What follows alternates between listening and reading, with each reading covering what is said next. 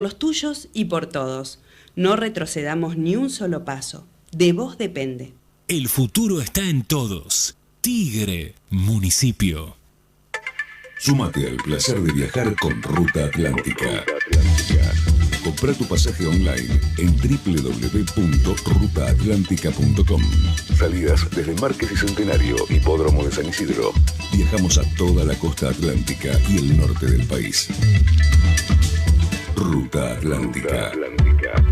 Sumate al placer de viajar. Separás. Marcás la bolsa y Ecoresiduos la busca por la puerta de tu casa. Averigua qué día pasa por tu barrio. Y acordate, si separás, te unís. Ecoresiduos, San Isidro Sustentable, San Isidro Municipio. Señores pasajeros, les informamos que hemos aterrizado en Provincia Seguros. Aterrizá vos también en Provincia Seguros y viajá. Asegurá tu auto y hogar y sumá hasta 10.000 millas a Aerolíneas Plus para volar a donde quieras. Provincia Seguros, una empresa del Grupo Provincia. Promoción válida para nuevas pólizas de hogar y auto 0 kilómetros y hasta 4 años de antigüedad emitidas por Provincia Seguros S.A. Carlos Pellegrini 71 KQ 30 52 75 08 16 5. Consultar las bases, condiciones y límites de suscripción en provinciaseguros.com.ar. Superintendencia de Seguros de la Nación. Para consultas y reclamos llama al 0800 666 8400 argentina.gov.ar/SSN, número de inscripción 499. Cambia la temporada, llegan los mosquitos. Lo que no cambia es la preocupación por proteger a tus hijos. Fuji te ofrece su nueva línea de repelentes para que te quedes tranquila mientras ellos disfrutan al aire libre. Fuji, protección experta para mamás exigentes. Utilice los repelentes de forma segura. Lea la etiqueta y la información sobre el producto antes de usarlo. Ante el brote del virus COVID-19, el municipio de Malvinas Argentinas recomienda: lavate las manos frecuentemente. Al toser o estornudar, cubrite la nariz y la boca con el pliegue del codo y luego lavate las manos. Evita contacto directo con personas que tengan enfermedades respiratorias. Ventilá los ambientes cerrados. Ante la presencia de estos síntomas, fiebre, tos, falta de aire, dolor de garganta, no te automediques y ante cualquier duda comunicate al 107. Estas fueron las recomendaciones del municipio de Malvinas Argentinas, el lugar de la familia. Paraná Seguros te respalda. Más de 50 años con profunda vocación aseguradora. Fin. Espacio publicitario.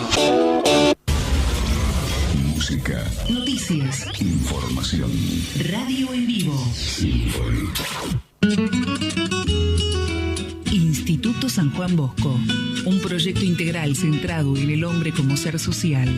Preparación académica con la formación en valores humanos y sociales, guiada por el legado de San Juan Bosco, el padre de la juventud. Un sistema preventivo basado en la razón, las creencias y el amor. Una experiencia para los alumnos y maestros en un clima de familia, confianza y diálogo. Ningún niño debe quedarse la posibilidad de que le enseñen lo que necesita para crecer, cuidarse, crear, convivir y ampliar sus horizontes.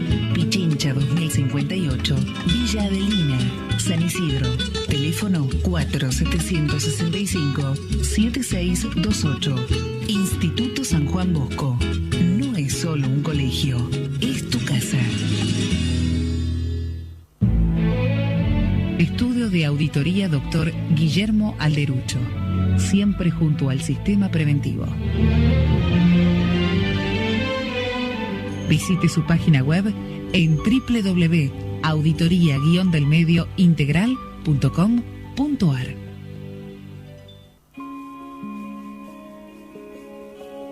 Karen Reindel Propiedades, su mejor y más conveniente opción. Visítenos en www.karenreindel.com.ar. Auditoría Integral, un espacio para pensar las normas desde el hombre, la familia y en y con la sociedad. Auditoría Integral, conduce Guillermo Alderucho. Auditoría Integral. Miércoles de 20 a 21 por Symphony 91.3.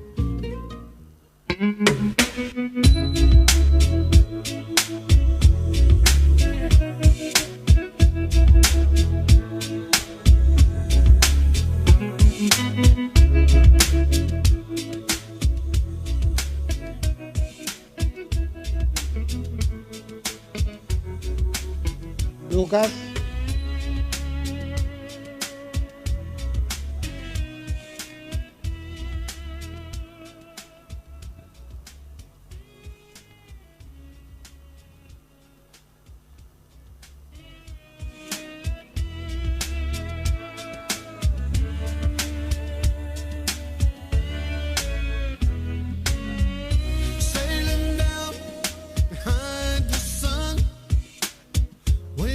Bueno, buenas noches, ¿cómo están todos? Otra vez, miércoles 20 horas en Auditoría Integral, el programa que une a la comunidad de negocios con nuestros colegas en Ciencias Económicas de la Delegación San Isidro de la provincia de Buenos Aires. Un programa que ya en este mes de julio hemos tenido un nuevo aniversario, como venimos todos los julios de cada año, ya nuestro cumpleaños 19 en el aire. Así que se han pasado invitados, se han pasado expositores, se hemos tocado temas que nos han pedido los oyentes, los jóvenes graduados, las comisiones de trabajo. Un gran saludo también para nuestros amigos de la Federación Argentina de Consejos Profesionales y a la comunidad empresaria y oyentes en general de nuestra zona de influencia. Siempre aquí en Symphony 91.3, siempre con gracias a las autoridades de la emisora Symphony. Bueno, buenas noches y bueno, Guillermo, hoy la verdad que es un gusto. Hoy tenemos un invitado especial. Un notable de la profesión. Un notable de la profesión. Yo ahora lo voy a dejar a él para que diga en pocas palabras su currículum, pero él va a decir que es contador, que fue perito de la Corte, que tuvo casos muy importantes, pero la verdad para mí es un orgullo porque lo considero un luchador contra la corrupción. Y no vive en Dinamarca, vive en Argentina. O sea, es un luchador contra la corrupción en Argentina. Eso para mí es tremendamente valioso. Lo admiro por su entereza, su ímpetu y por todo lo que hace por eso. Y bueno, vamos a darle la palabra a Alfredo Popritkin, que hoy es nuestro invitado de lujo. Alfredo, hablar de corrupción, hablar de contadores forenses es hablar de Alfredo Popritkin, así que Alfredo, un gusto, y en síntesis, para los jóvenes que no te han escuchado, pero sí te están leyendo y te ven y te estudian y investigan y hacen trabajos, una breve introducción de tus pasos, de tus actividades. Bueno, en principio, les agradezco por esta invitación a ambos, a los dos Guillermos. Es un placer, una radio que como vos decís,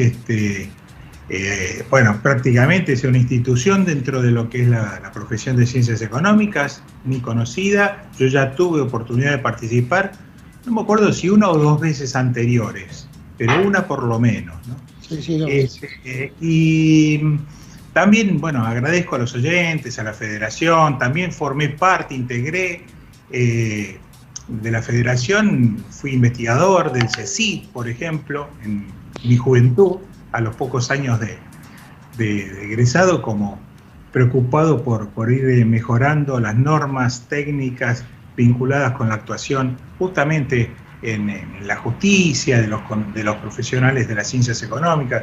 Así que también les mando un gran saludo a la gente de la federación. En cuanto a mi trayectoria, brevemente, sí, está bien, ya la presentación hecha por Guillermo Besana es suficiente en buena parte. Sí, fui docente, actualmente no estoy dictando cursos de grado, pero soy invitado normalmente a dar distintos tipos de charlas.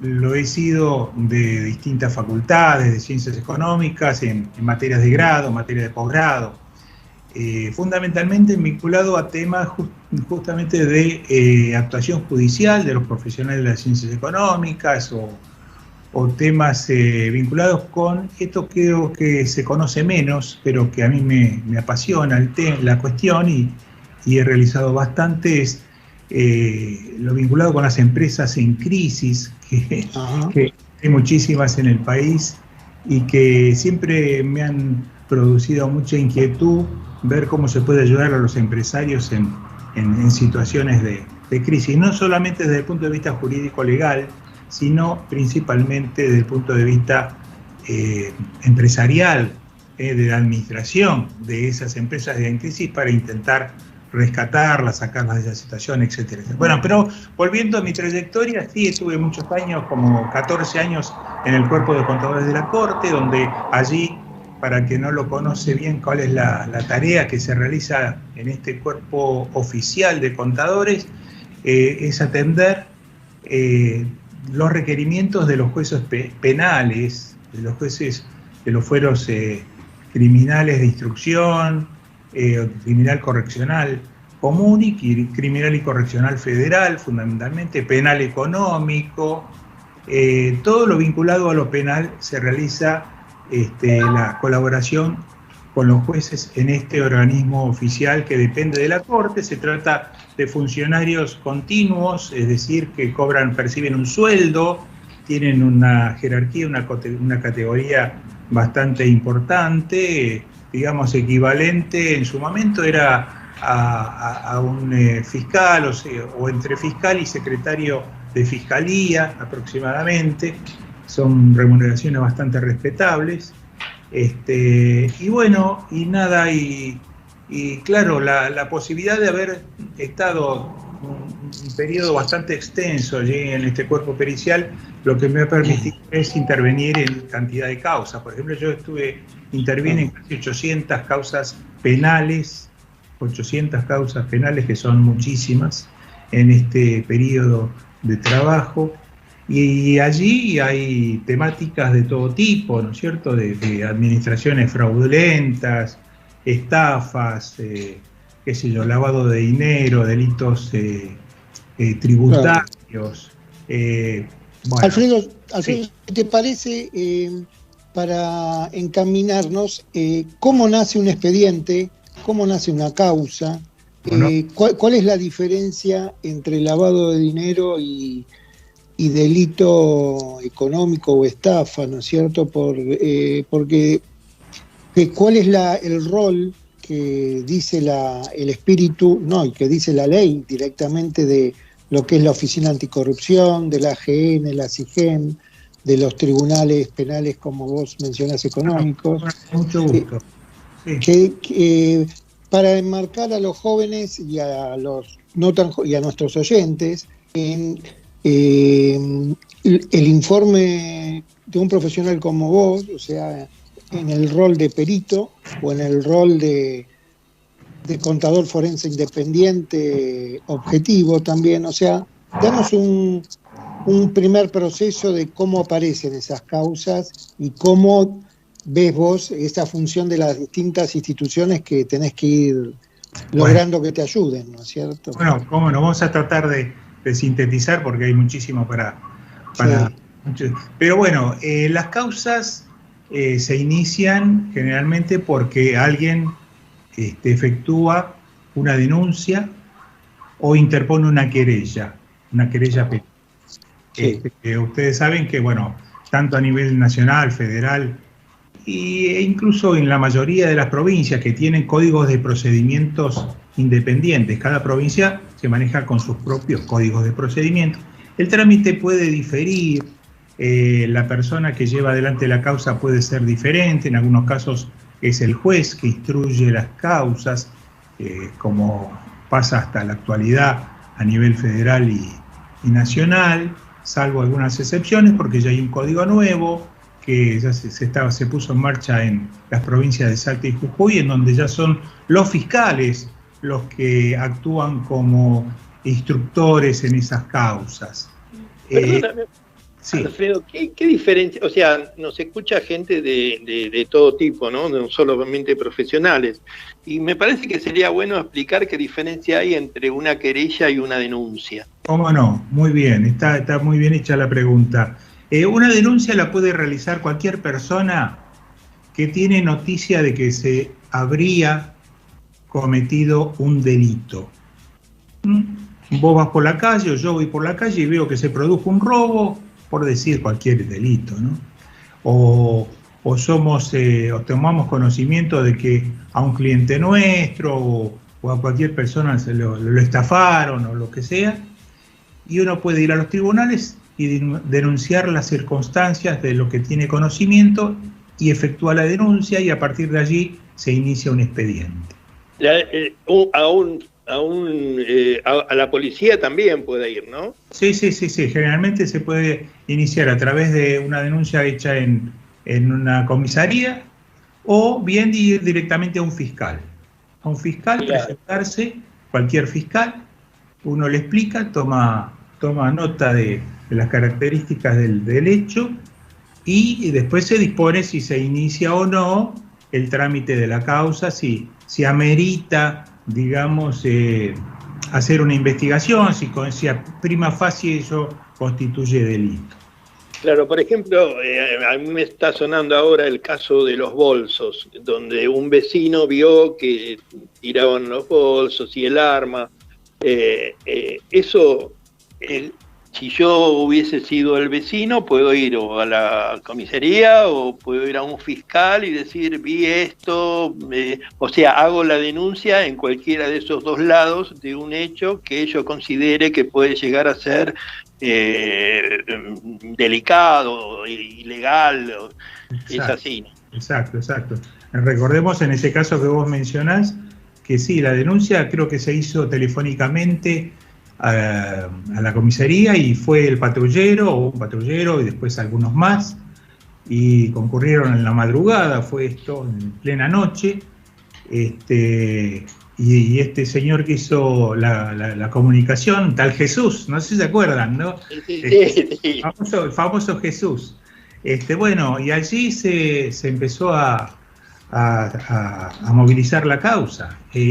Por supuesto que Jesús no pudo transformarse en querellante, y ahí está la diferencia que ustedes preguntaban, ¿no es cierto? La diferencia entre denunciante y querellante. Hizo la denuncia, pero ¿puede participar Jesús como parte en ese expediente penal? No, ¿por qué? Porque no fue a él que le cometieron el delito, sino fue él percibió que podría haber un delito, ni siquiera tenía la seguridad, él pensó que podría haber una actitud sospechosa y delictiva, lo denunció y efectivamente después resultó lo que resultó. Claro que una protección a la sociedad. Sí, a la sociedad e incluso entre privados también. Si uno ve que están asaltando un negocio particular, una estación de servicio o cualquier cosa, también lo mismo, uno va y puede hacer la denuncia o llamar a un patrullero o concurrir a la comisaría y hacer la denuncia correspondiente y explicar lo que vio, y en ese caso uno es denunciante porque tomó conocimiento de los hechos simplemente. Y nada, y a partir de allí en lo que tiene que ver con las investigaciones contables,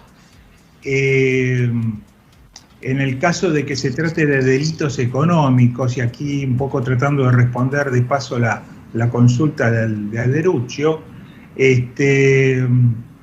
la diferencia o lo que significa, delitos económicos son los delitos en general donde hay un contenido económico dentro de la actividad delictiva, donde hay dinero de por medio. En cambio están, a contrario sensu, lo que en la jerga se llaman delitos de sangre, cuando se produce un asesinato, un intento, o hay una agresión a alguna persona, o se producen pasionales. Ellos son en general son delitos en donde los contadores no tenemos injerencia, generalmente no nos piden nada, aunque yo he tenido alguna causa, me acuerdo una farmacia que hicieron un boquete el fin de semana en un costado de la farmacia por un vecino, y se metieron adentro y se robaron los medicamentos, y bueno, y hubo que determinar en ese caso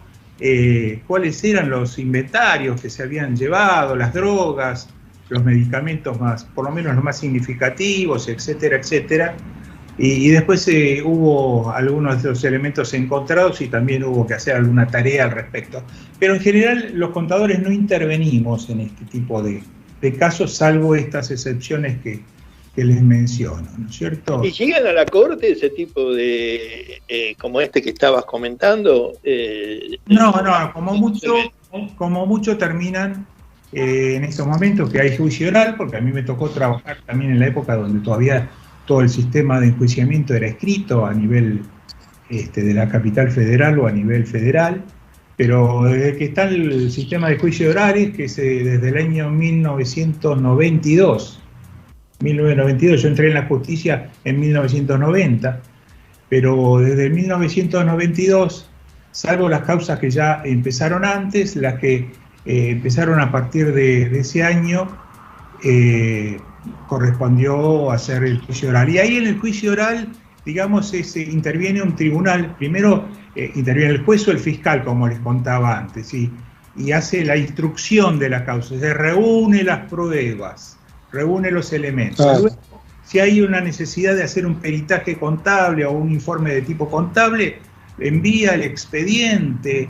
el juez o el fiscal envía el expediente al cuerpo de contadores de la corte o al cuerpo correspondiente.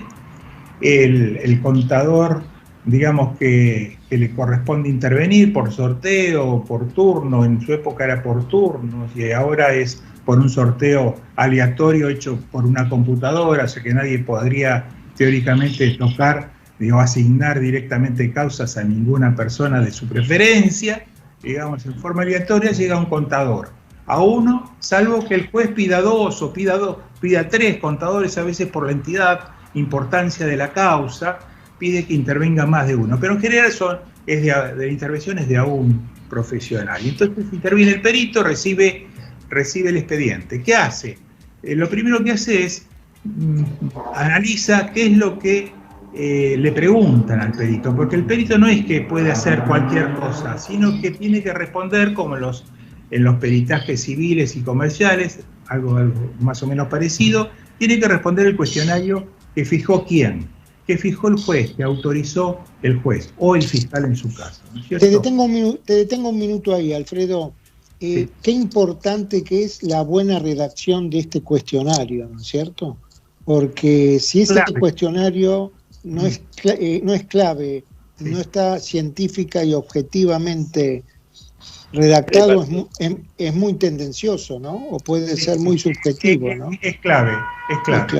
Es así como, por ejemplo, y eso puede ser usado para bien o para mal, ¿eh? Ojo, nuestra justicia, que bueno, sabemos de muchos casos emblemáticos en donde en algunos me ha tocado intervenir y en otros no, pero cuando un juez es medio torcido y quiere que no se llegue a nada, una de las formas que utiliza es redacción, ¿no? Redactar ininteligibles, claro, o sumamente extensos, o que no resuelvan el problema esencial, el meollo de la cuestión, digamos, no apunten al meollo, como pasó con la causa ahora reciente del dólar futuro, y estoy pensando, qué sé yo, en algún caso que a ustedes les resulte representativo, en la causa del enriquecimiento ilícito del matrimonio Kirchner, que tramitó el legendario juez Norberto Yarvide. En ese caso, el cuestionario pericial tenía, creo que 4 renglones, y prácticamente ponía en cabeza del perito resolver la causa, y entonces daba lugar a cualquier cosa, ¿no? Daba lugar a que si le tocaba, como ocurrió, a alguien que no hacía bien las cosas, bueno, justamente que haga cualquier cosa. Y si le tocaba cosa que no ocurrió porque fue digitado directamente la asignación de esa causa, incluso con instrucciones personales al decano del cuerpo de contadores de aquel momento, lamentablemente una historia muy triste que todos más o menos recordamos o conocemos, y bueno, y por supuesto que estaba desde el comienzo ya pensado por el propio juez para que las respuestas permitan decir sobreseimiento. Ya la palabra sobreseimiento prácticamente estaba escrita antes de que el peritaje comience, ¿cierto? De hecho se resolvió 48 horas, se entregó el peritaje y a las 48 horas salió el sobreseimiento, y esto pasó entre Navidad y fin de año. Todo eso en ese momento, bueno. ya por finales del año 2009, si no me equivoco. ¿2009? Sí, creo que es 2009. Bueno, la cuestión es que, sí, después hay otro problema clave, digamos, en el trabajo de los peritos que influye positivamente o negativamente, que es la extensión y la precisión de esos cuestionarios periciales. Si son demasiado extensos y no van al meollo, evidentemente se entra en una tarea, porque los peritos deben responder a todas las preguntas que le hace el juez. Claro. No deben dejar en lo posible ninguna pregunta sin responder. No pueden responder cosas que no se les preguntan, pero las que se les preguntan hay que responder a todas, sirvan o no sirvan. Bueno, ahí un poco también la habilidad y la cintura del perito en ver, después de analizar un poco la causa, lo que es más importante o menos importante, y dedicar el esfuerzo mayor y el tiempo más importante a lo fundamental. Pero eso, bueno, se adquiere con la práctica y con los años, ¿no? El perito no tiene por qué saber ni de derecho, ni meterse en el rol ni de los abogados, de las partes, y menos del juez, ¿no? Alfredo, ¿y te han ayudado en estos años los organismos de control como AGN, Oficina Anticorrupción? ¿Son colaboradores del delito forense? AGN, el periodo que estuvo a cargo de, no sé si se recuerdan, de Leandro Despuy. Sí. Fue un periodo impecable, impresionantemente excelente. Un trabajo maravilloso realizó Despuy dentro de la AGN, de la Auditoría General de la Nación, que es un organismo que responde al Congreso de la Nación, como ustedes y todos sabemos. Ha trabajado muy bien. La AGN tiene la característica que es presidida por... el partido de la oposición. Exactamente, la primera mayoría, el partido de la primera mayoría de la oposición, y es como para ejercer cierto control recíproco, digamos, pero en realidad la mayoría de los auditores de la Auditoría General de la Nación sigue siendo mayoría, creo que hay diferencia de uno, si no me equivoco, del oficialismo, es decir, a pesar de que lo preside la oposición, al momento de votar, bueno, la cuestión no es tan sencilla, ¿no?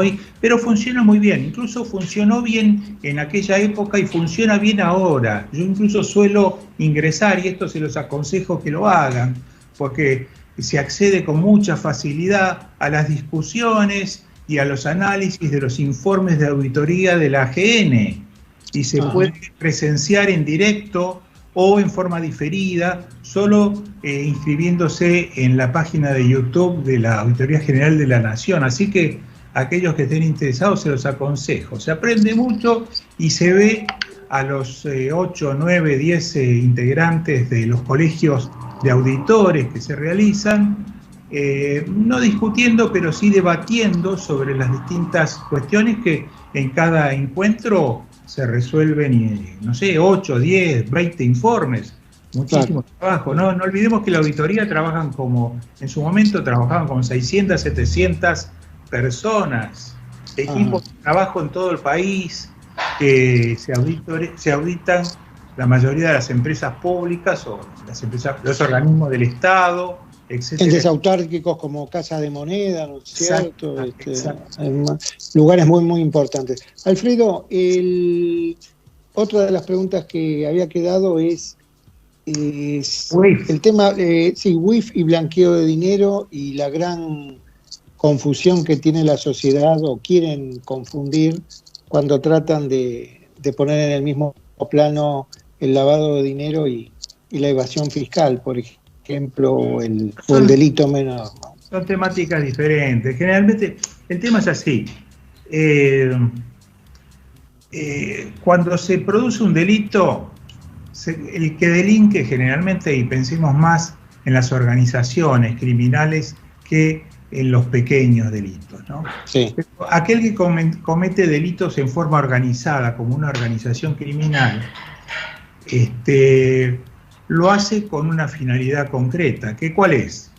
Es como las empresas, buscan la rentabilidad, la utilidad fácil, la ganancia fácil, pero claro, con la diferencia que los fondos o los bienes o los activos obtenidos provienen de delitos. Entonces ahí hay dos cosas. Hay un delito inicial que puede ser, qué sé yo, narcotráfico, que puede ser, no sé, corrupción, que puede ser contrabando, que puede ser tráfico de armas, que puede ser, muchas cosas pueden ser, ¿no? Que son, estoy mencionando quizás los más conocidos a nivel mundial incluso, ¿no?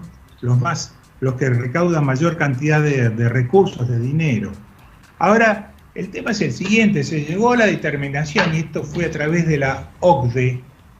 La OCDE es un organismo internacional que está formado, integrado por los países, digamos, en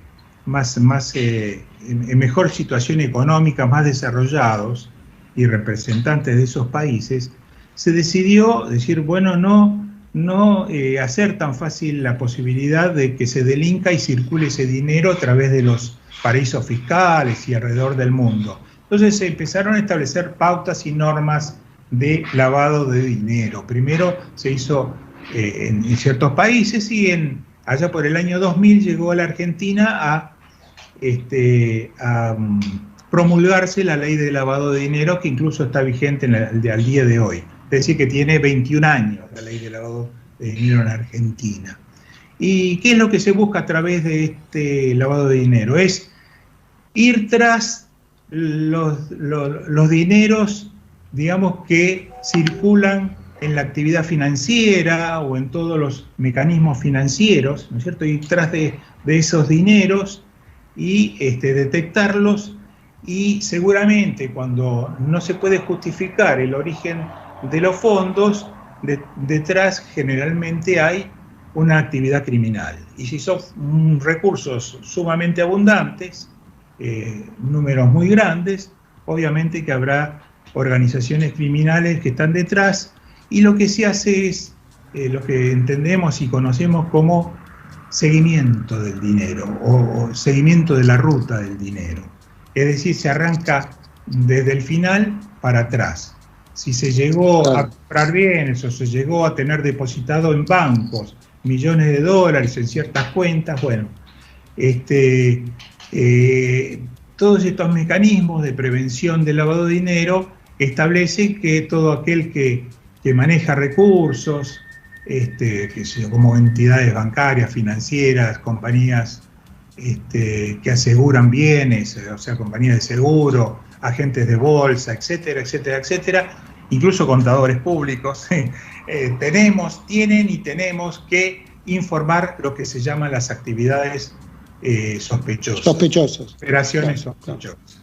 Entonces, a partir de ahí arranca una investigación en la UIF, debería arrancar, o una constatación al menos, es una operación sospechosa, y puede terminar enseguida porque se establece que no es sospechosa, se archiva el tema inmediatamente, o no, o se puede empezar a tirar de la piola, digamos, hacia atrás y descubrir una gran organización. Si hay una sospecha por parte de la UIF, que es la que realiza este trabajo preliminar de estudio de los recursos, si hay una sospecha de la UIF de que podría haber algún delito, la UIF no puede actuar por sí misma. La UIF es la unidad de información financiera, es una unidad que depende del Poder Ejecutivo. El presidente, vicepresidente y todos sus integrantes son designados por el Poder Ejecutivo. Es uno de los reproches que se hace, debieran ser una entidad autónoma, pero no lo es. Y bueno, esta organización, una vez que conoce o toma conocimiento o sospecha de un delito, hace la denuncia o comunica a un fiscal. Entra en la fiscalía y comienza una investigación. Y se establecen las medidas. El fiscal o el juez dispone las medidas, o ambos, o uno de ellos. Se disponen algunas medidas preliminares y se sigue tirando de la piolita, digamos, haciendo averiguaciones. todo se trata de hacer en la primera etapa de manera sigilosa, es decir, sin alertar al posible criminal, ¿no es cierto?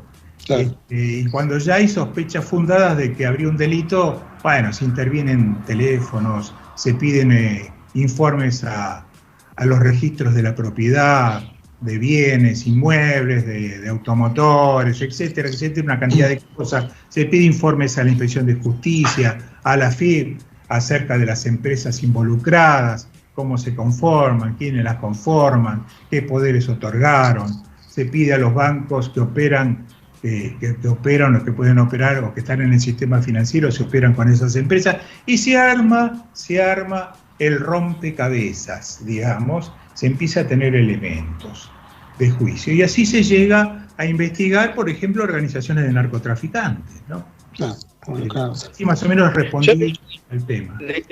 Recuerdo haber leído un trabajo que lo hizo tu hijo respecto de la utilización de las criptomonedas para ocultar o lavar o disimular delitos. Me pareció realmente excelente ese trabajo. Creo que él es abogado, ¿no? Él es abogado y está especializado en derecho penal. Sí. Derecho penal económico. Es para un programa eso es para tratarlo en un programa, porque estaba muy bueno los fundamentos y la manera de explicar simple y para cualquiera, para que cualquiera lo pueda entender. Y tiene mucho que ver con esto también, porque a veces se te cae en una criptomoneda la ruta y ahí no la podés seguir. Entonces acceder a la billetera electrónica, ¿no es cierto? O a la billetera del titular y determinar quién es el titular de esas criptomonedas. En fin, hay mecanismos, se está trabajando mucho sobre esos temas. De paso, déjenme, por favor, que pase un aviso. Nosotros arrancamos, o retomo yo, con un programa que teníamos hace unos años en la radio, pero como no es en este mismo horario de ustedes, no voy a hacer competencia ni nada que me parezca, así que no se preocupen. Vamos a ir, sí, a las 8 de la noche, a las 20 horas, los días jueves a partir de agosto, o sea, del mes que viene, en pocos días arrancamos. Y vamos a tocar justamente los temas estos de las nuevas tecnologías, temas económicos, delitos, fraudes, prevención, en fin, va a haber especialistas. Por ahí te vamos a tener que convocar a vos también, Guillermo, que sé que sabes bastante al respecto, para que nos ayudes a entender algunas cosas. En fin, yo creo que un poco la obligación del profesional de ciencias económicas es ayornarse, actualizarse, y a los de derecho también, ¿no?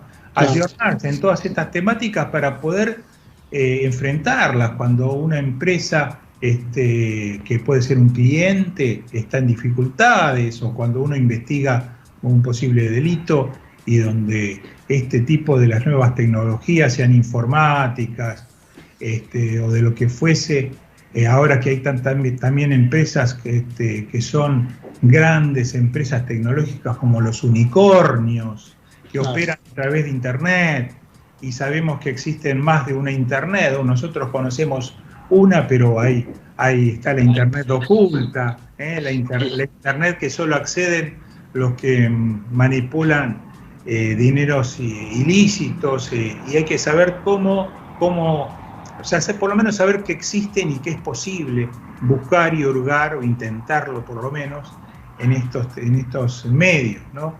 Alfredo, ¿en qué dial, en qué radio es que tienen el programa que empieza? Sí, cómo no, y te agradezco que me des pie. Para eso es en Ecomedios, es una AM 1220. Los días AM 1220. 20 horas, todos los jueves. Perfecto. Alfredo, sí. Continúo con el tema que nos preguntan los oyentes y la audiencia. El tema de En la pandemia se multiplicó y realmente exponencialmente los fraudes o las posibilidades. Las cuarentenas fueron un ámbito propicio para las escondidas, ¿no es cierto? Y para muchos roles que se empezaron a tratar de hacer de la casa o capacitarse en el trabajo en casa en lugar de las oficinas. Sí. Y han sufrido mucho este tipo de delitos. ¿Estás de acuerdo que han sufrido no solamente los servicios, porque se han cerrado oficinas? Hasta hace muy poco nosotros los auditores teníamos vedado ir a nuestros estudios, ¿no es cierto? ¿Te acordás? En las distintas jurisdicciones. Y menos a la casa del cliente, ¿no? Y menos a la casa del cliente, así que es lo que hablamos siempre en las comisiones de auditoría y en las jornadas, ¿no? Hacer un inventario, presenciar un arqueo, tratar de tener procedimientos alternativos de auditoría de cierres donde hubo una feroz cuarentena de prohibición de salidas, ¿no? Sí. ¿Cuáles fueron las industrias privadas, las actividades que pensás que es como para hacer realmente cursos o charlas con esos empresarios? Porque hemos tenido inquietudes de muchos, sobre todo los servicios, pero ¿vos ves que hay alguna industria, alguna actividad que está mejor planificada, preparada para estos procesos? El tema es el siguiente. En épocas normales, digamos que no fuera de esta pandemia que nos aqueja ya hace año y medio o algo más, no más o menos año y medio, en épocas normales, tropezamos con montones de dificultades en todo lo que tiene que ver con los controles, ¿no? Y cada vez que se complejiza un poco más los mecanismos de comercialización, de fabricación y los financieros fundamentalmente, que repercuten en los aspectos contables y de auditoría, los esfuerzos y la imaginación de los profesionales debe ser mayor para evitar que se produzcan errores, que se produzcan fraudes, u otra clase de delitos, ¿no es cierto? Esto con la pandemia recrudeció mucho, porque aprovechando la pandemia, y esto no le pasa solo a la Argentina, le pasa al mundo, los controles se aflojan. Claro. Los controles decaen. Y entonces la posibilidad de cometer delitos aumenta. Estamos esperando las estadísticas al respecto, pero si internacionalmente se sabe y se conoce que al menos en promedio un 5 o 6% de los ingresos brutos de las empresas y las organizaciones en general se pierden por vía de los delitos económicos que se cometen a las mismas empresas, promedio, y es a nivel mundial. ¿Te imaginas que cuando se trata de periodos de crisis galopante, como tuvimos nosotros muchos años, y encima con una pandemia de por medio, esos números se agigantan y mucho. En países como el nuestro, no sé, capaz que llegan a valores insospechados, ¿no? Son números grandísimos, con empresas que facturan muchísimo dinero, salvo que tengan excelentes controles o hayan acrecentado sus controles. Pero al contrario, en estas épocas se debilita, porque hay razones para que ello ocurra. Mira, te voy a comentar una anécdota. Hay un par de cosas que no les dije al principio, pero que me da pie esto para comentarles. Yo formo parte de una entidad, de una ONG que se llama Contadores Forenses. Sí. Contadores Forenses que colabora con organismos estatales o empresas del Estado o entidades del bien público, etc., en la investigación de delitos en forma... y con la justicia en especial, me olvidaba lo más importante, con la misma justicia, y con los gobiernos que lo piden o lo pidan, en la investigación de delitos. Una de las funciones que nosotros realizamos a través de Contadores Forenses, y personalmente me toca a mí representarla en este caso, es formar parte del Consejo Asesor de la Oficina anticorrupción, que es otra de las preguntas que vos me hacías, la oficina anticorrupción.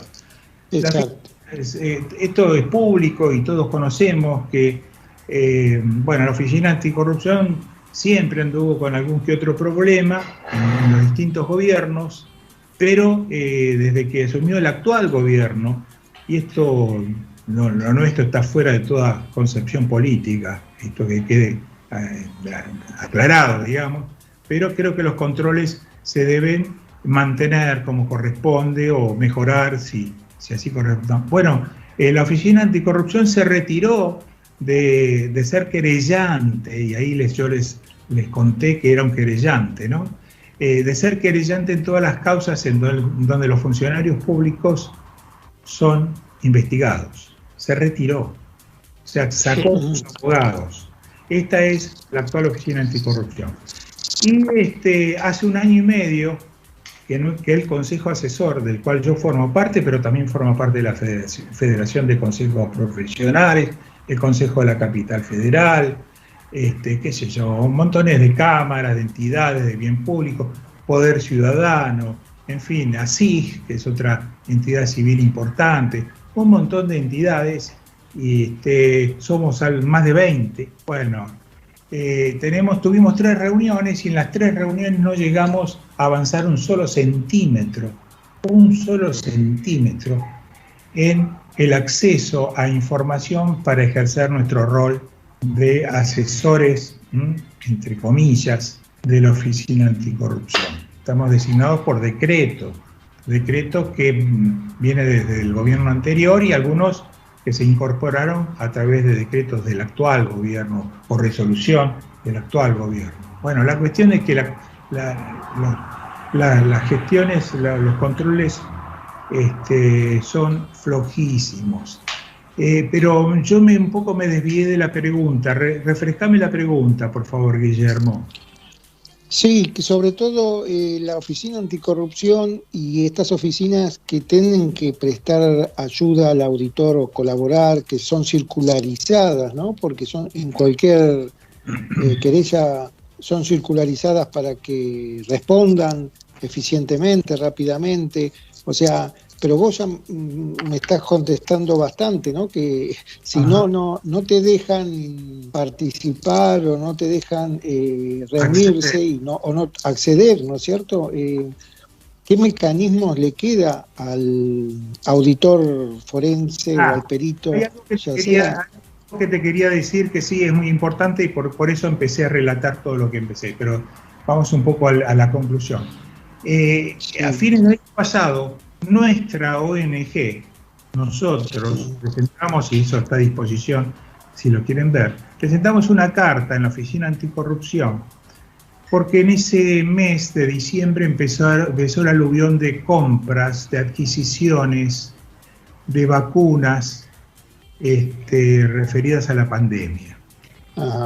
Como sabemos que, bueno, de por sí, la labor de la Oficina Anticorrupción es vigilar todos los movimientos de esta naturaleza. Y como aparte nosotros integramos el Consejo Asesor, dijimos que mejor de advertir y solicitar que atento que se comenzaba esa tarea de compras millonarias, no solo de vacunas, sino de un montón de insumos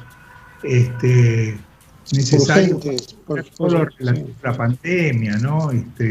Estos aparatos respiradores, en fin, una cantidad de elementos que han representado millones y millones de dólares, ¿cierto? Además con destinos tan delicados como es la atención, las cuestiones de salud de la población, en donde no debería desviarse un solo centavo. Bueno, ni siquiera la Oficina Anticorrupción nos acusó recibo ni nos contestó la nota. Y eso que nosotros integramos el Consejo Asesor y que la dirigimos a la persona directamente, a su casilla de correo, que tiene injerencia directa en el tema, es decir, y que conocemos cara a cara y que nos vemos o que nos hablamos y qué sé yo. Bueno, ni siquiera nos contestaron la nota. Así que se imaginan ustedes que si no contestan, al propio consejo asesor, ni siquiera... nosotros, ¿qué es lo que le pedíamos? Justamente advertíamos que atento a que se estaban por encarar esas compras y demás, sugeríamos implementar controles un poquito, digamos, más eficaces, atentos que también estaban vigentes muchas restricciones de circulación, así como los auditores no podían acceder a sus clientes, tampoco era fácil ejercer controles a distancia, así que sugeríamos una cantidad de medidas a implementar que no identificábamos, pero que ofrecíamos nuestra total colaboración para ejercer en tiempo real. Y eso es importante, subrayo lo del tiempo real. ¿Por qué? Porque la Oficina Anticorrupción puede hacer controles en tiempo real. La Auditoría General de la Nación, que es el otro organismo del que hablamos antes, hace controles posteriores, ex post, como son las auditorías de balances, ¿no es cierto? Una vez que cierra el ejercicio, pasa a veces 1 o 2 años después del cierre que se encara el control de un periodo cerrado. Pero nosotros sugeríamos hacerlo en tiempo real cuando se empezó, en el mes que se empezó a comprar las vacunas y demás insumos. Este es lo que tenemos. Claro, ¿y qué recurso tenés? ¿Ante qué organismos se puede recurrir por no tomar, por no hacer participar al comité asesor que son ustedes? ¿De quién dependen a la alzada? Depende del titular, el actual, claro, en principio el actual titular de la Oficina Anticorrupción, que es Félix Kraus, un ex fiscal penal que conoce muy bien la temática porque fue fiscal durante muchos años, muy experto, muy conocedor, es decir, no puede alegar ignorancia un aspecto sobre estos temas, todo lo contrario. En primer lugar él y su equipo, ¿no?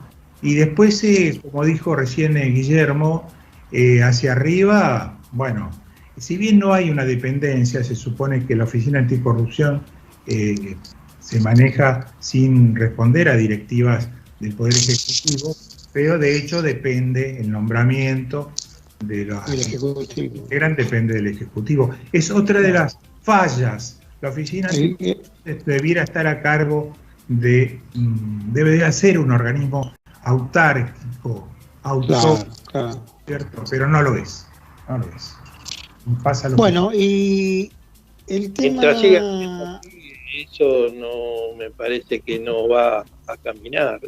Idea que piña. Es la gran disyuntiva. ¿Sabes qué, Guille Besana? En la universidad, cuando dábamos clases de contabilidad pública, siempre nos preguntábamos, ¿quién le paga el sueldo a ese raviol, a ese organigrama, a ese funcionario?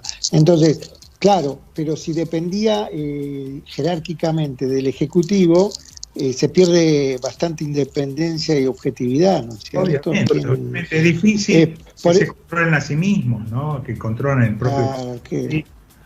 sobre todo que cuando dependen presupuestariamente del controlado, ¿no? El controlado le paga sus... Una cosa, ustedes en este año y pico del actual gobierno, ¿escucharon de algún delito detectado, por la Oficina Anticorrupción de este gobierno del actual? No, pero sí se escucha prácticamente todas las semanas algún delito cometido supuestamente por el gobierno anterior. Pero es una cuestión, a nosotros no, por supuesto que no nos interesa la cuestión de política partidaria, pero la realidad es que hay un descontrol total, peligroso. No hay un plan de trabajo, no es un plan de trabajo científico para nada, ¿no es cierto? No, para nada. Se puede usar el control interno directamente, eso en una empresa funcionaría. Fíjate qué importancia la ley de transparencia, ¿no? En las adquisiciones del Estado, como vos mencionabas, que se podría ejecutar, que está vigente. La presencialidad de funcionarios, ¿no? Y muchas de las leyes que están sancionadas, que existen, que no se aplican, que no se aplican. Uno puede decir, pero falta hay un vacío legal. No hay un vacío legal, todo lo contrario.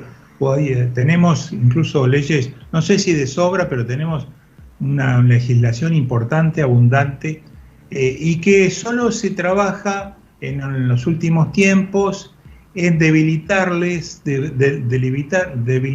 estas leyes, o sea, quitarles eficacia a través de disminución de ciertos controles o ciertas atribuciones que hoy por hoy existen, y que en el Congreso por allí no se reúnen para tratar leyes indispensables de control como debiera ser del Estado, y sí se reúnen y resuelven en un santiamén cuestiones de debilitamiento de leyes de control. Es tremendo, es una impotencia tremenda, la verdad que sí. Alfredo, una pregunta que surge aquí de la audiencia.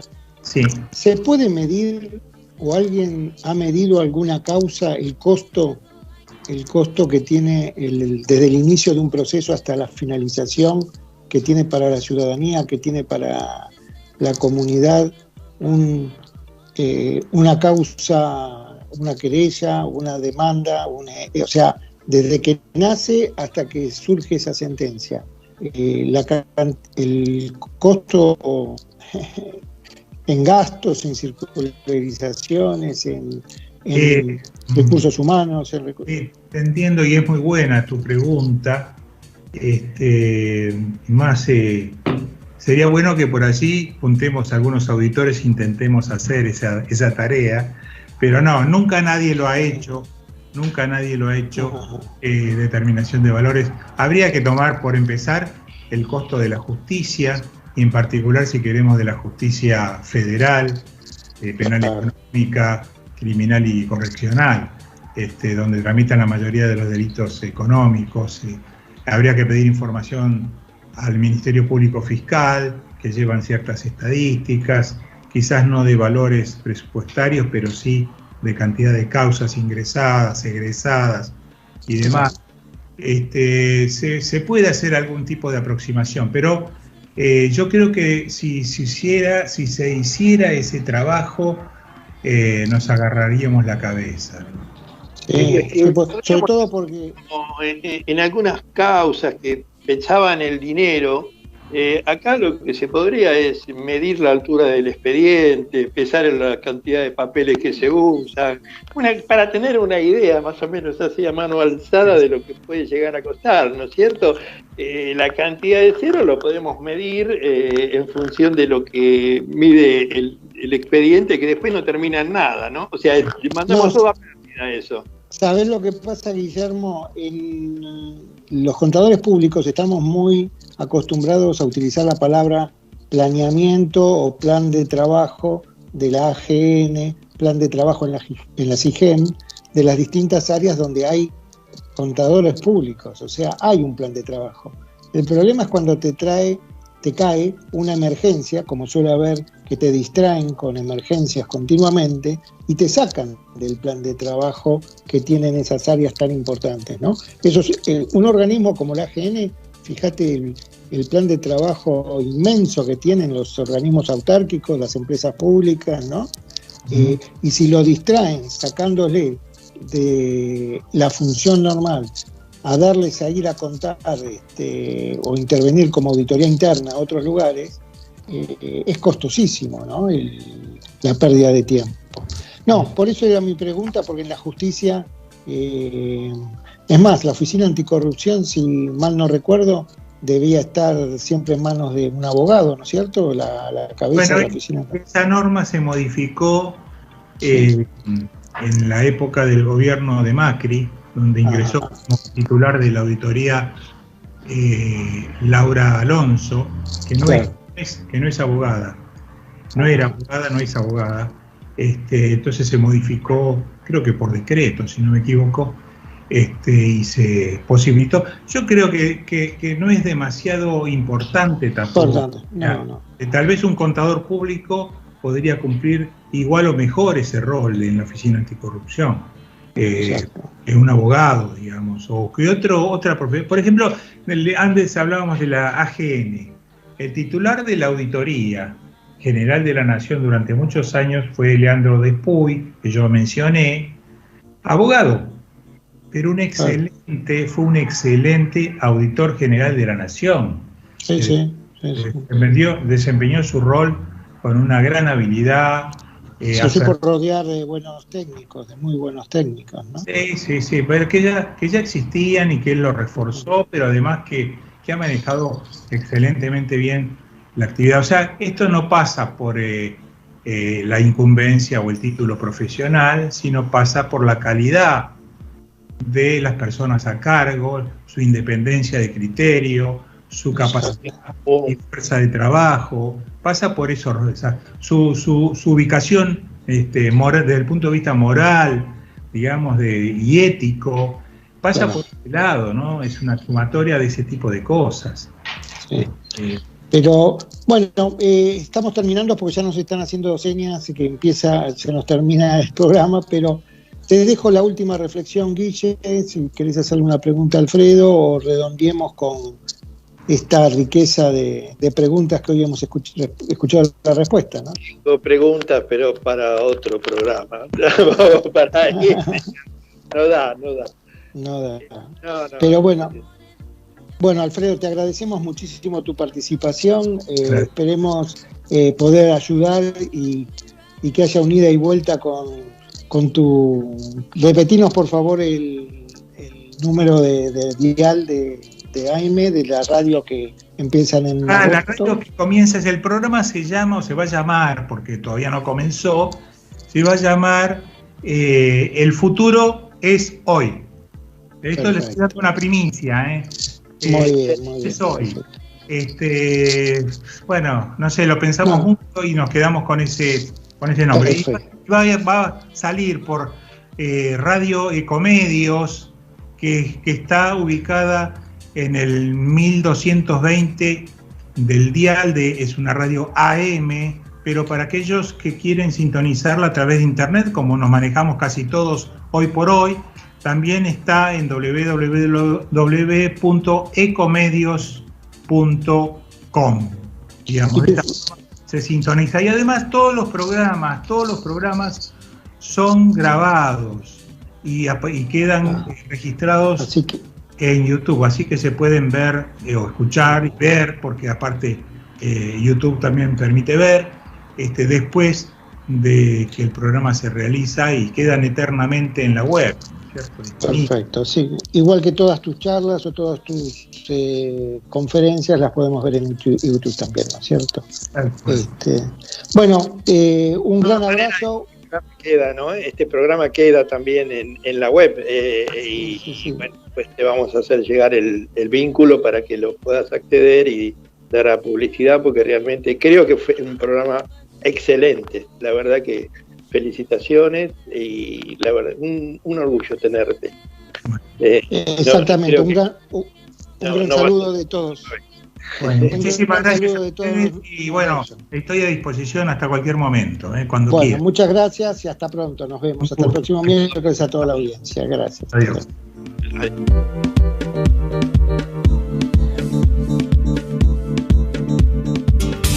Amanecimos.